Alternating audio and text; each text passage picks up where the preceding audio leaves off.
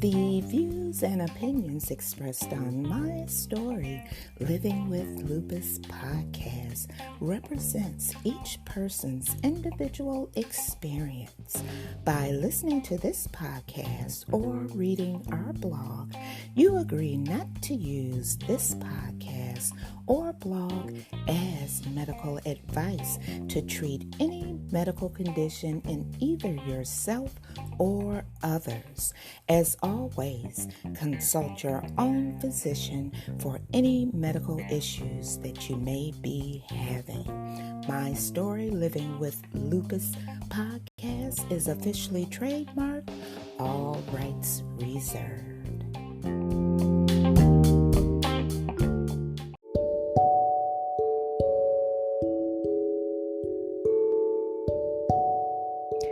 Thank you for joining me for another episode of My Story Living with Lupus podcast.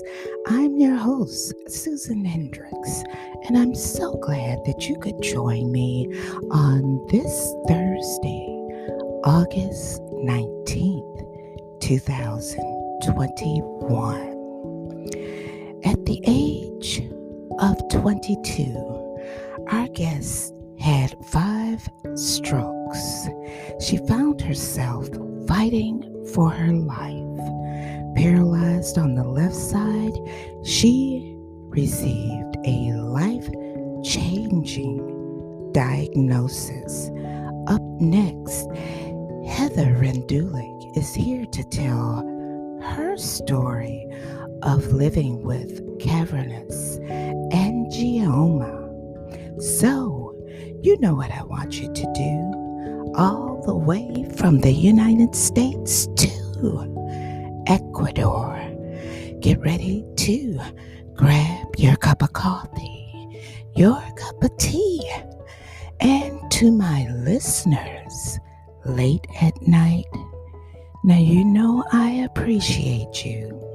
So get ready to grab your favorite glass of wine and come on and join the conversation right here on My Story Living with Lupus podcast.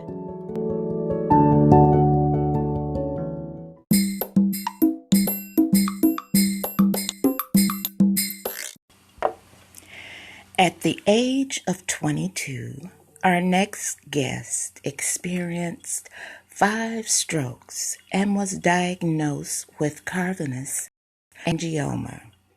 Her faith, along with her will to fight, remained strong.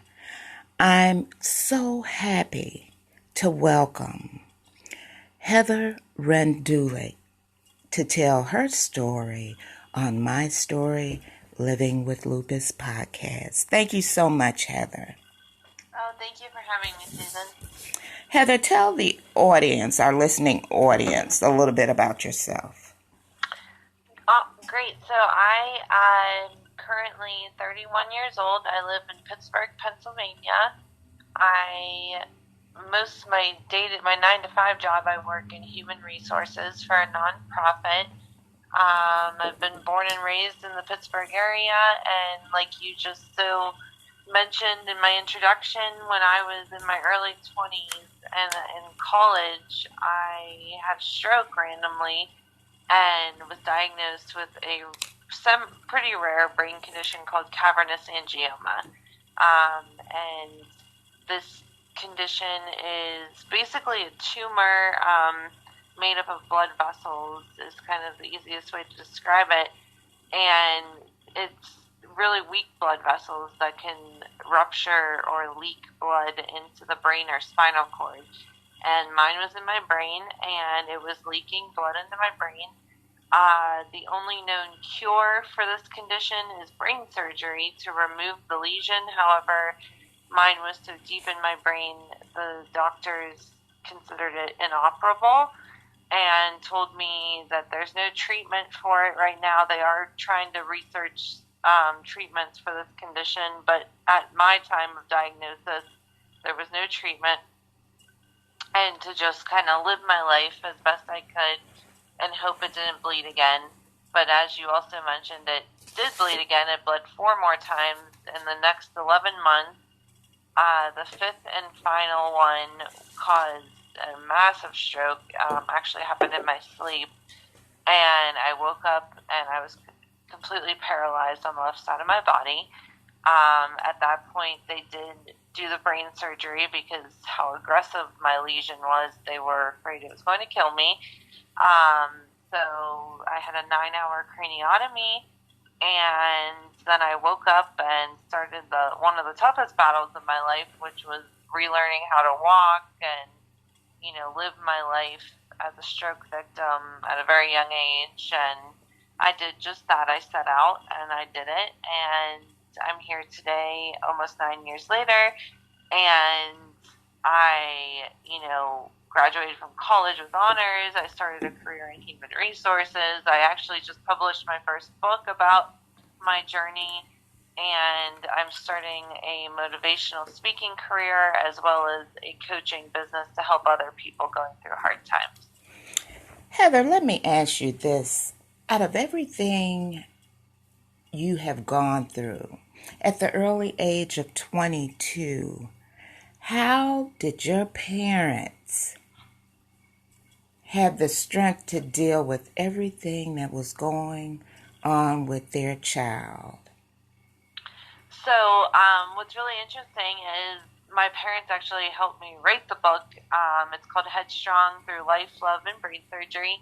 And they write a couple paragraphs at the end of each chapter giving their perspective. Now, they are an incredibly strong people, and I had an amazing support system. But they talk about how hard it was watching a child go through that. But I do have to give all the credit to our faith in God. He got us through some of the darkest moments. And, we had hope that he was in control, but it wasn't easy. So they are very strong, and they talk about it in more depth in the book. Now, with a massive stroke and being paralyzed, how long did it take you to learn how to walk again, and in some cases, talk again?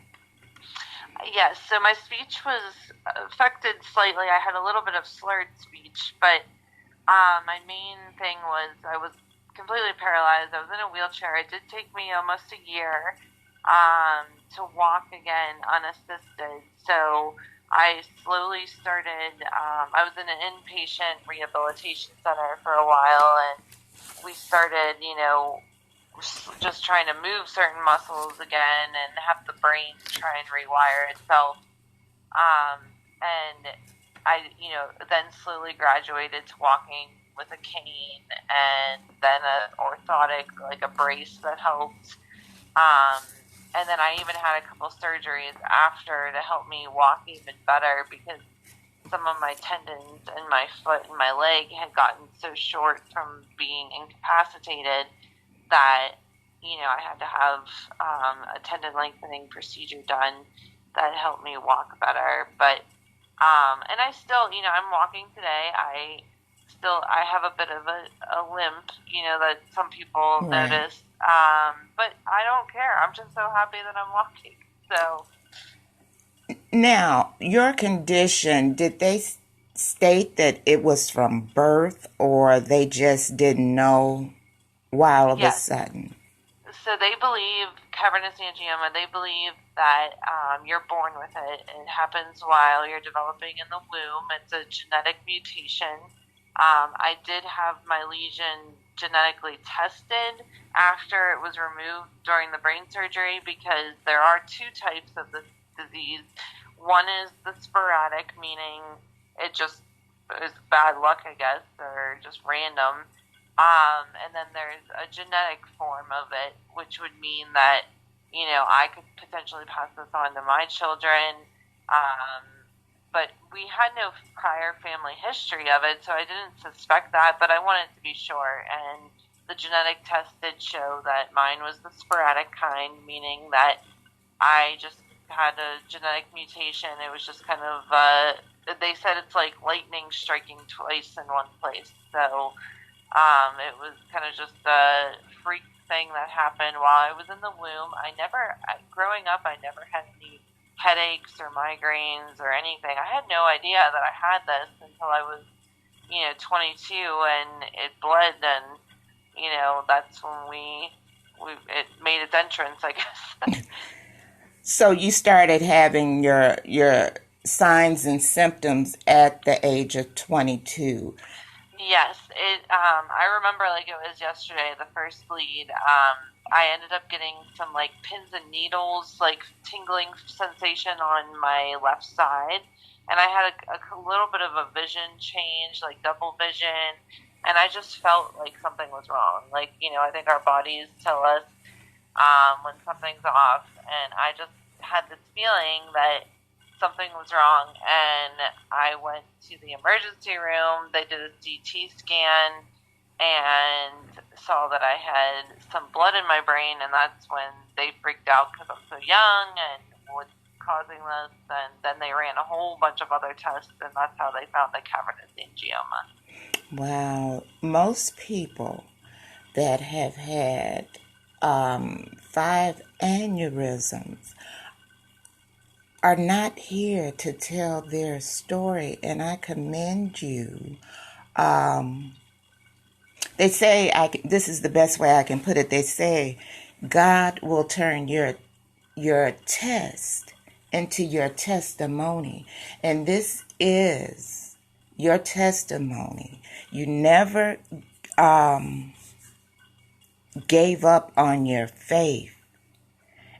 And I think that's one thing with anyone who goes through a chronic illness.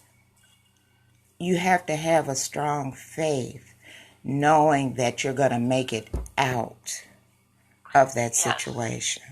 And when in between, during that 11-month period, and I talk about this in the book, I struggled with my faith because I'm human, and I felt like he wasn't answering my prayers, and I like to tell this story, especially for people going through hard times. But we were praying after my initial brain hemorrhage and diagnosis. We were praying, no more bleeding, because that's like what we thought would be the best thing. We don't want it to bleed anymore, and it kept happening, like once every couple months I was in the hospital again with another brain hemorrhage, and, I was feeling so hopeless, and I was mad at God because I said, like, why is he not listening? Like, does he not care about me? Like, why isn't he answering my prayers? Well, it turns out after my brain surgery to remove the lesion, my neurosurgeon came into my ICU room, and my family was all around me, and we were talking about the procedure and how well it went. And he said that because of those 5 brain bleeds that I had, the lesion had moved to a little bit easier of a surface for him to reach in my brain to prevent permanent damage. So God, he had a better plan than I even knew to ask for. And it was such a blessing that he wasn't listening to me and my little prayers to asking for it to stop bleeding. He actually had something even better in mind to just get rid of the lesion, 100%, so I never have to worry about it for the rest of my life. And what a miracle. I mean, and like you said, a miracle that I'm here. I am cognitively able to work, and, all that. Like, I am so blessed. And that's why I'm on a mission to share my message to help people, because I know that's why he kept me here. One thing I know the listeners really want to know is, how did you take control of an uncontrollable situation, and what would you say to others? So, bad things happen to everybody. Unfortunately, it's part of life. It's part of us living in this world, and we can't control what happens to us, but what we can control is how we react to those situations. So I decided to develop the mindset during my struggles with my health that I couldn't control what my brain was doing or if it was bleeding or not bleeding, but what I could control is my reaction to my situation. So was I going to let it, succumb me? Was I going to let it overwhelm me and I become bitter and, a recluse? I don't know. But I did not want to do that. I wanted to make the best of my situation because I didn't know what tomorrow held, but what I did know is what I could do today. So I would focus on eating healthy because that's something I could do to prevent other problems in my health. Exercise. I mean, it wasn't going to help my brain per se with this condition, but it would help me as the general well-being, and it helps your emotional state. And now, I'm still disabled. I still don't have use of my left hand. Like I said, I'm very blessed, and I'm not here to complain because I am so fortunate, but it is a struggle every day. I mean, you'd be surprised how many things you need two hands to do. But I choose each day to be thankful for how far I've come, where it could have led, that I'm here, I'm breathing. So those are the things we can control, is our reactions, our mindset, our perspective, and then how we use those situations to help others. What are you doing now? Do you have a business? Yes, so I started my business. It's called Faith Not Fear LLC. You can check out my website, which I had created for my book, but now has turned into my business page. But it's heatherheadstrong.com. And like I said, my book is called Headstrong Through Life, Love, and Brain Surgery. But I am doing motivational speaking. I'm doing it virtually and in person for churches, organizations. But I also just launched a coaching program, and it's called Becoming Headstrong with Heather. And this program we can do anywhere from a month to 3 months to 6 months to a year. And it includes one-on-one sessions with myself, and I help people overcome challenges in their life and give them tips and tools they can use that I've used over the years, and just helping them become more confident and more headstrong. Well, could you give us just a little bit of the tips and tools that you have used over the years? Yes, so I already talked about one of the main ones, which is your mindset. Like I talked about just a minute ago about how the control an uncontrollable situation and our reactions to things that happen to us, putting them into perspective and, thinking, okay, what can I do today? And I like to tell people about goals. So, like when I was paralyzed and in a wheelchair, my goal was to learn how to walk again. Now, nobody could tell me if that was ever going to happen for sure, but I had a goal to do it. So what I would do to keep myself motivated when we have a really big goal that might take a while is I would set smaller goals, like on a daily basis even, or weekly basis of, in my situation, I said, okay, I'm going to, after physical therapy today, I'm going to do 3 laps with my cane around my first floor of my house, just because the more I do these exercises, the better it's going to help my brain to rewire itself so I can walk on my own. And I would do that, and then maybe the next week I would say, okay, I'm going to do 10 laps, and I would up it. But that also, then you stay motivated because you're making your goal more realistic. You're, breaking it into smaller, more achievable goals, and it gets you closer to the end goal. But I want the listeners to know that no matter what you're facing, no matter how big and scary and dark it is, that to just take it a day at a time. Sometimes I think we get too ahead of ourselves. And I don't know if anyone's like me who's a big planner, but I'm guilty of this. I start stressing or worrying about stuff that may or may not happen, 6 months or a year from now. And, we don't have control over those things. We need to focus on what can we do today to better ourselves and better the world we live in. And if you have a faith in God, rely on Him, cast all your troubles on Him, and just know that even when all we see is the cross, He sees the empty tomb. And to just have faith and just one day at a time, keep going. You've made it through 100% of your worst days. Now, if someone is interested in receiving coaching, how would they get in contact with you?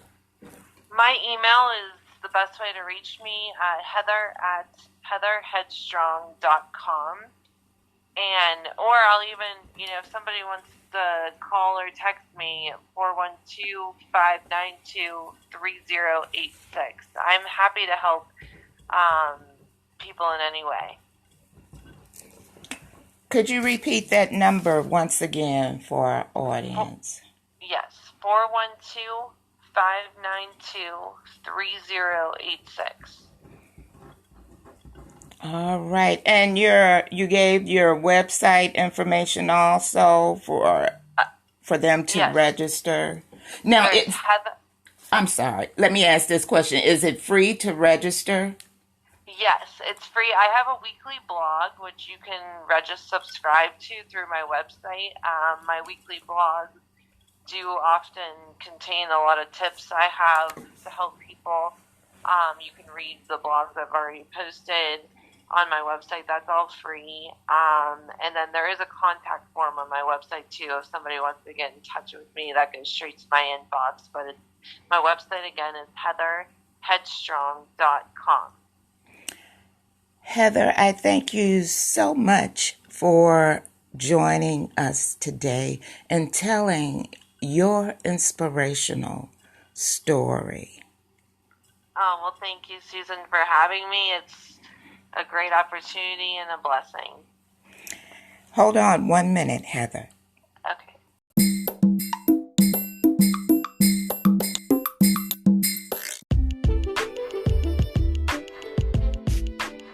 If you would like to appear on an episode of My Story Living with Lupus, you can contact us at mystorylivingwithlupus@gmail.com.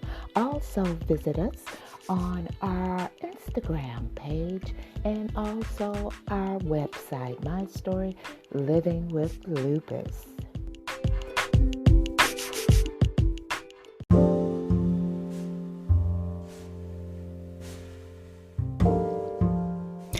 Well, we all know what time it is for me.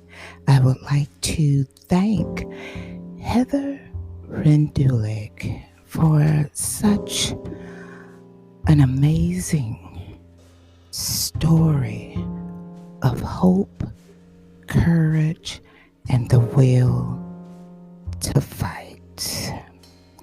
But as usual, before I go, just to remind you that on August 30th, I will be having a biopsy performed to rule out cancer of the neck. Also, excuse my voice. And I want to leave you with this. Someday, everything will make perfect sense. So for now, laugh at the confusion, smile through the tears, and keep reminding yourself that everything happens for a reason. But most importantly, remember that you can do all things through Christ, which strengthens you. I'm your host, Susan Hendricks, and I'll see you next time for another episode of my story, Living with Lupus podcast. Have a most blessed, positive, and safe weekend.